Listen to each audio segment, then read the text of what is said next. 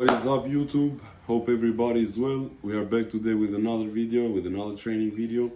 Today I'm gonna take you through my lower body day. I have my logbook here as well, which is filled of everything that I do and everything that I need to do. And we're gonna go through it. I'm gonna get you through my lower body day today, which I start as well with a bicep exercise. I explained this before, is because I believe it doesn't take much from my actual workout, and it brings tons of benefits on my bicep training, because I'm fresh, I'm focused, and I'm ready to deliver a high amount of stimulus into it without impacting the following exercises and the following muscles that I'm going to train, like hamstrings on this case that I'm on the focus this day, and then move over into some quad exercises, which I'm going to mention a little bit later. So first exercise of the day, it's going to be lying. It's going to be, actually this day will be just a cable curl, easy cable curl, but from next week I'll be changing it and I'll be doing it lying on a bench at 35 degrees because it feels more stable. I'm lacking a little bit of stability here, so we need to change this, and I think every exercise that can help me with the better stability, I can produce more power into it and I can deliver higher stimulus, because more power of course will bring higher weight, that will be lifted. So whatever makes our training better is gonna be taking place. Kids playing around. So anyway, we're gonna have four working sets on the easy cable curl, as I said, regular this time for the last time. Then next week we're gonna change it to lying on a bench at 35 degrees. Four working sets here, myo rep sets. I've explained myo rep sets before, that are all the remaining sets after the first one. We will try to match the reps of the first set by taking a set all the way to failure, then having a rest 15 to 20 seconds or even 10 seconds sometimes to match the reps from the first set. So we're gonna have four sets like this here. Then we're gonna have some single leg standing leg curls. Then we're gonna move here, three working sets of 10 to 15 reps. Then we're gonna move into some RDLs, just a working set here of 6 to 9 reps. And then we're gonna move into some lying hamstring curls. We're gonna have two working sets here as well. Here is the first exercise, which I don't take no warm-ups, as we're already warm from the work prior. That was an isolation movement and a compound movement, so I see absolutely no purpose of the warm-ups here. For the work prior to that, which was the bicep and the hamstring isolation exercise, we will do 2 to 3 warm-up sets just to get our body used to the weight and to blood flow. Then on the RDLs we will take just one warm-up set of nothing crazy, just 2-3 reps to get into the motions. And the reason why I don't do warm-ups after that, or even on the RDLs that I do so minimal amount of warm-ups, is because we don't want to waste no energy. The energy need to be held into the working set and need to be all thrown into that. We don't want to waste it around, so I just make sure I'm fully warmed up, so I'm not underwarmed and I'm not overwarmed as well, as that will take me energy off and will not allow me to give my maximum and my absolute best to my working set, which is what we aim for, right? We don't want to be giving our maximum and our focus and priority to the warm-ups. We want to give it to the working sets, because that's where the work is being done. Then we're gonna jump over into some leg extensions. Here we're gonna have just a working set of 10 to 12 reps, maybe a little bit slightly lower. Here I'm gonna use the technique of 2-second pause, as some of y'all have heard me before. 2-second pause at the contraction, so we can reduce load exposure and not go crazy with the weight here, as stack will not be enough then. Then we're gonna move over into some belt squats. Here I use the technique of using a 2-second pause in the hold, so in the stretch, to reduce load exposure as well and prevent any momentum. We want to be keeping safe the training as much as possible and get as much as possible out of it while being safe and productive. Then we're gonna jump over into some single leg press. Here just a working set as well. And you hear me doing just a working set on this day, so only one working set on most of the exercises, because I've needed to bring down my volume on legs slightly, and the most amount of volume that I have right now, even on legs, is mostly on hamstrings. Quads are, I wouldn't say low, but not high, and slightly under the norm of moderate volume. So we're okay with that, because legs do not need as much as other body parts to be brought up, even though everything is growing evenly now, and I'm pretty happy with seeing how things are moving. Then we're gonna have the last exercise of the session, which is gonna be toe press. Here 2 working sets of 10 to 15 reps with a 3-second pause on the stretch. As I've said before, I really believe that calves benefit a lot of that lengthened position, like any other muscle that benefits a lot of the lengthened position, but calves truly benefit more from that position than from the shortened position, because they are getting loaded in the shortened position throughout the day many times. So this is the plan. Usually I'm on my priming phase.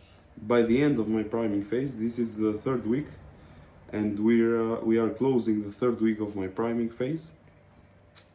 It's been going pretty well. We've been leaning out a lot, even though I haven't been doing any updates. I'd like to keep it shadow throughout, but I'm pretty happy with how it's been.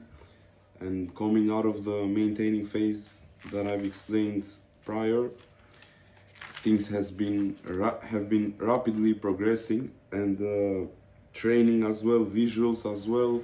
My digestion been feeling incredible. I'm pretty hungry, I can't lie, and even like being used to the maintenance phase, because it was with the fasting days as well. I was having big amounts and then switching into small amounts. It was kind of a release for me at the beginning, but then I got pretty hungry. But this is how we roll. This is how we live this lifestyle. If you're not hungry, then something is wrong, either on your body composition or either on what you're doing. Digestion needs to be very good, appetite needs to be high, so your body functions well. So on that area, we're pretty nice. Body composition been only improving, training performance been only improving session to session, which I'm really pleased with, because we've been moving pretty fast. I call pretty fast every progression, like progress in every session, I call it pretty fast. But the progressions has been slow in weights, and that tells you that progression is being taken as it should, without any breaking down form on execution. I've been trying to progress with as slightly as I can on weights, and keeping the same number of reps. I've been trying to increase each session 2 to 3 kgs per lifts or per sets wherever I felt comfortable. Then on the sets that needed to be solidified, I've tried to solidify them, and everything been working more than perfectly. So from the training side, I couldn't be happier. I've been only improving my knowledge, my approach to training, and getting that physiology right.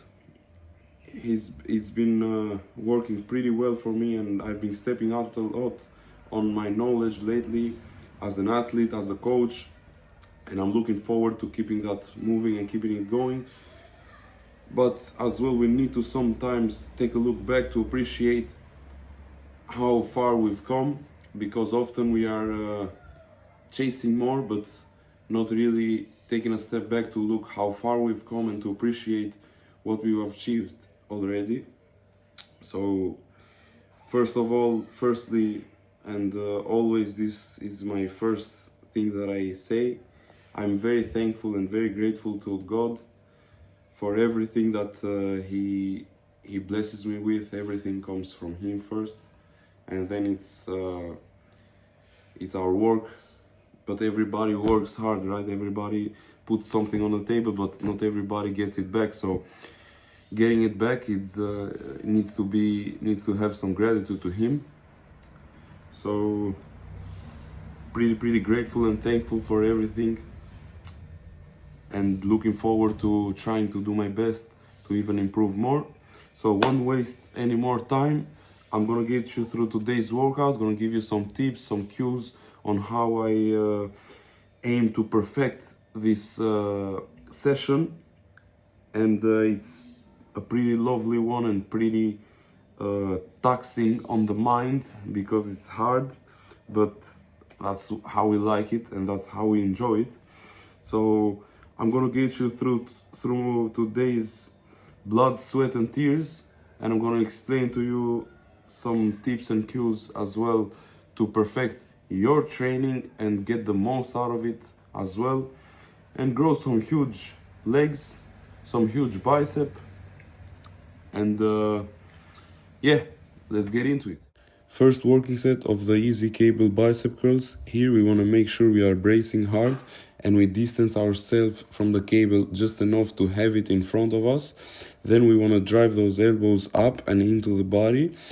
After the contraction, we have a nice hold there, and then we come slowly down while reaching our hands away and not just down, without straightening up the elbows completely, because then we will end up losing the tension of our bicep, as I've said before, because it's not really beneficial to straighten up our elbows, as we don't create any better range of motion, but it's just overstretching and just losing the tension of the bicep. After that, we have a nice pause down there as well, and then we contract again up. What I like a lot to do here, and I found it very helpful, is letting the elbows move forward as we contract, because that's needed to get that bicep fully shortened, and it's not cheating as long as we don't turn it into a front raise and overdo it.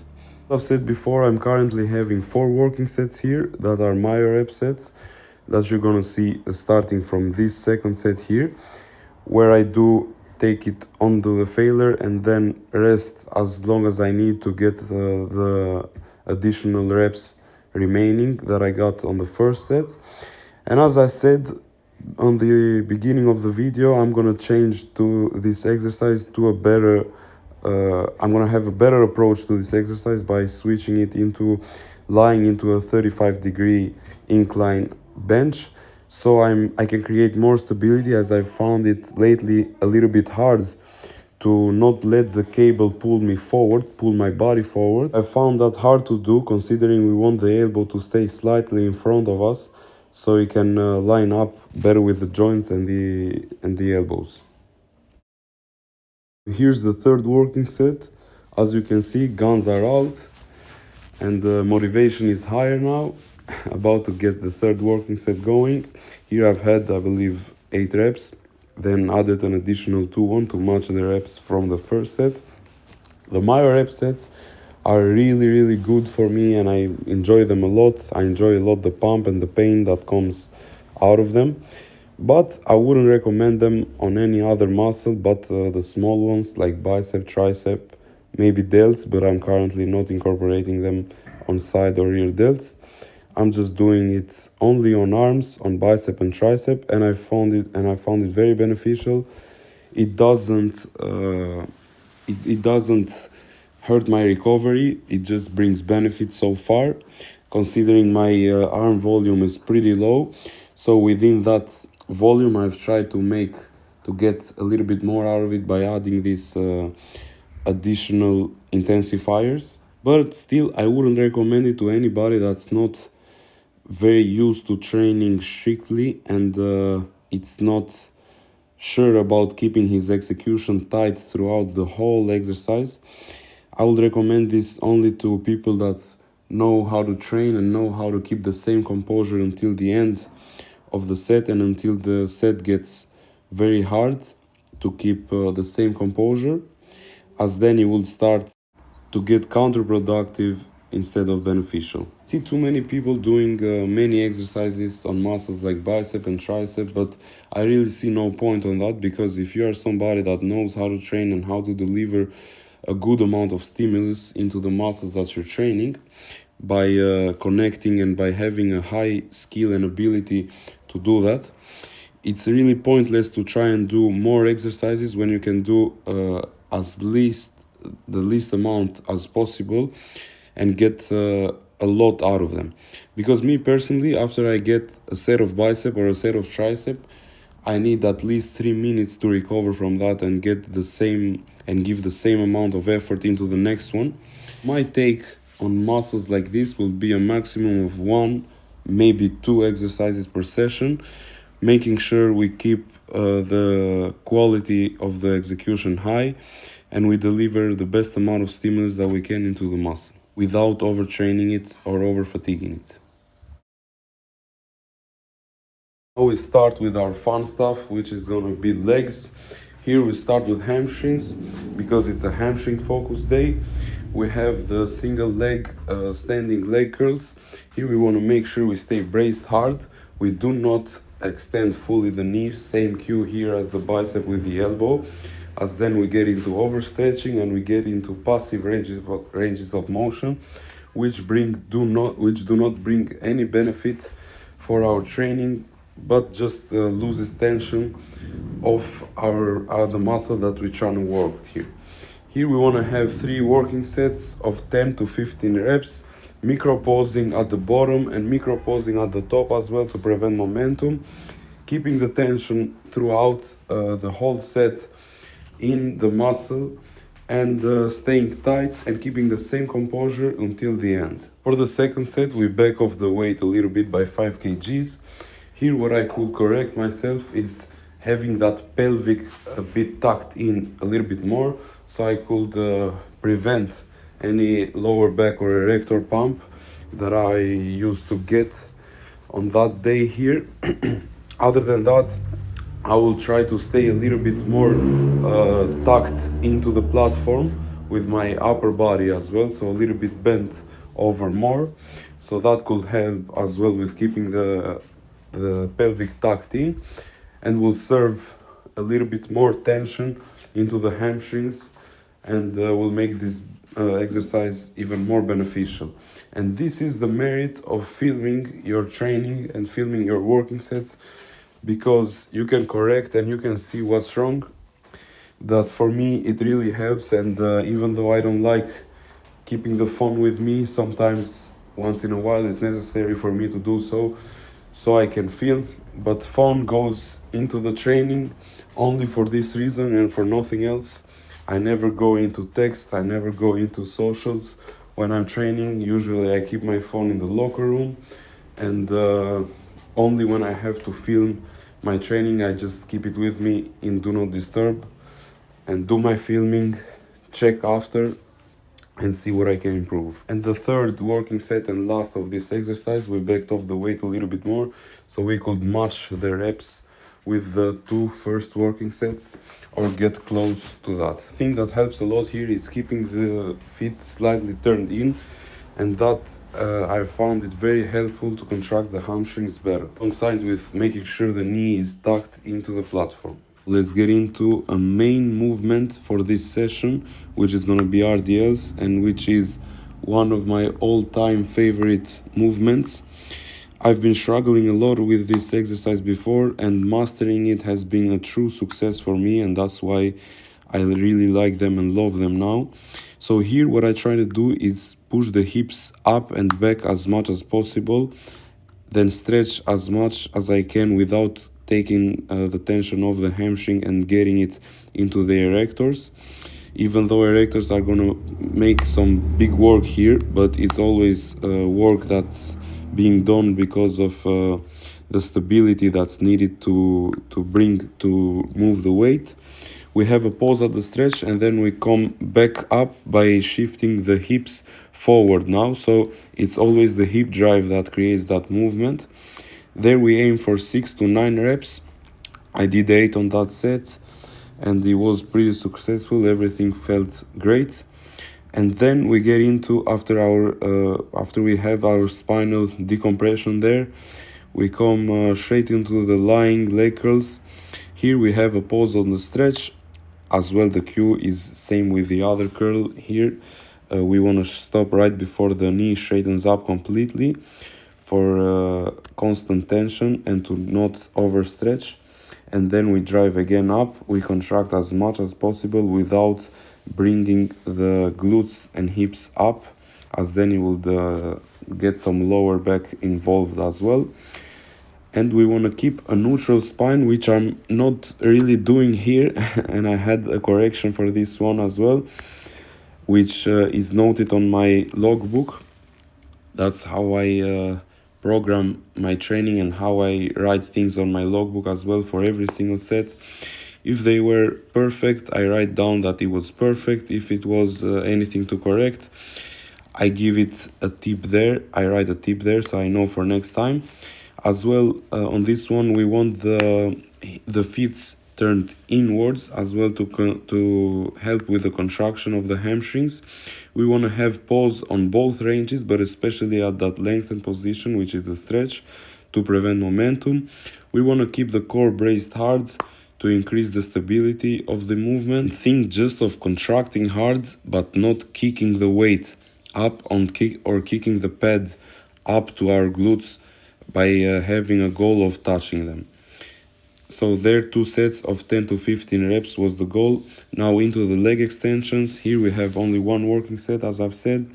We have 10 to 12 repetitions here where we aim for. All should be paused 2 seconds at the contraction to prevent momentum and to prevent load exposure. We have a micro pause on the stretch as well to prevent momentum.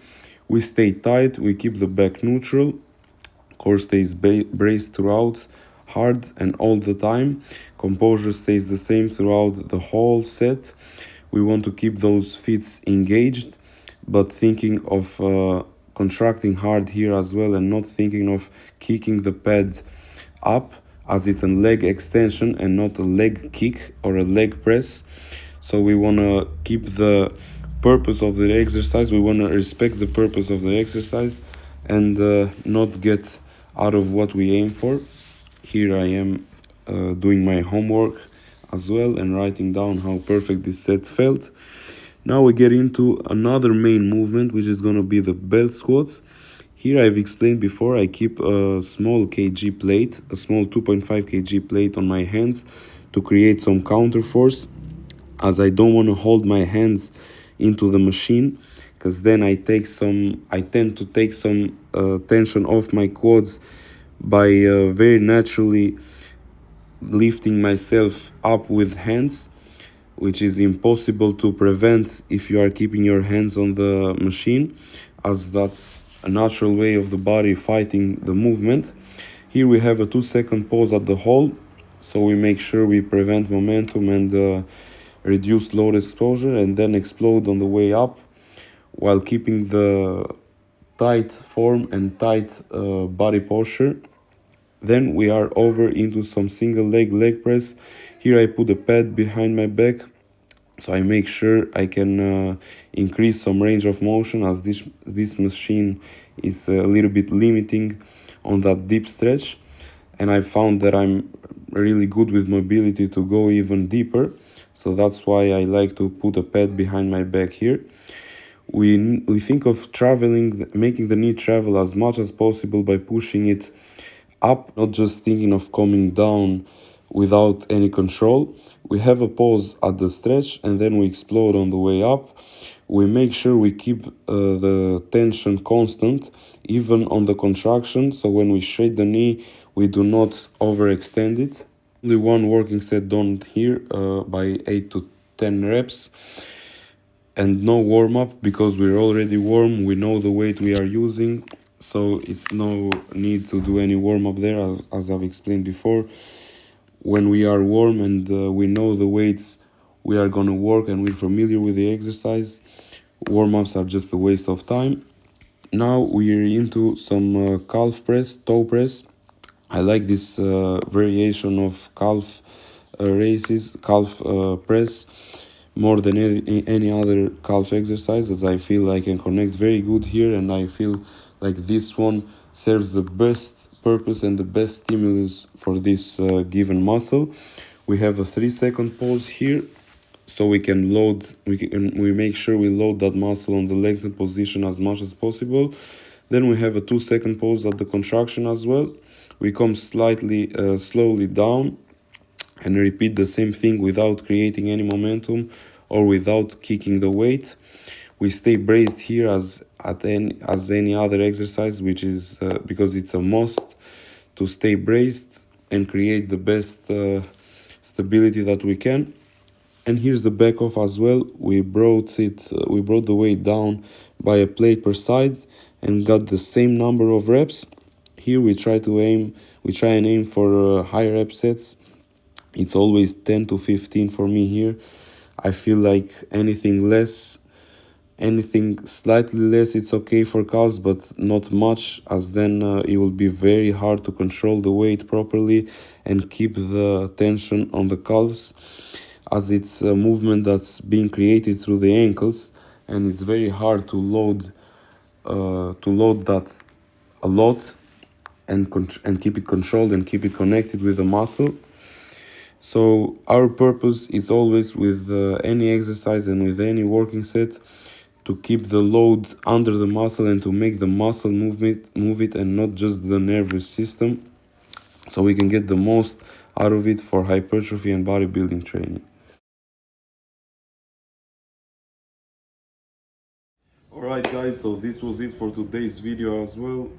I hope everybody enjoyed it, took something from it, and learned something new, or even heard something that you already knew but got reminded of it, so that you can master it better for your own training.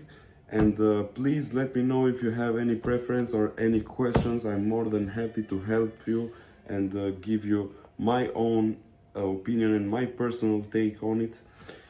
And any other preference if you have around training videos on or nutrition or whatever you want to see from me, I'll try my best to give it to you guys and make another video for you, even though time is a little bit tight, so that's why sometimes I delay uploading some videos, but they are still getting there, they are still being uploaded, so it's pretty nice. So whatever, just let me know, and I would really appreciate your support guys by liking this video, by subscribing, sharing, commenting. It means a lot really for me, and I value it a lot. So if anybody sees it easy to help and wants as well to help, I would really appreciate it. Let me know how can I give something in return by helping you out with your answering your questions or uploading any videos that you have interest in. Until next time, I'm out.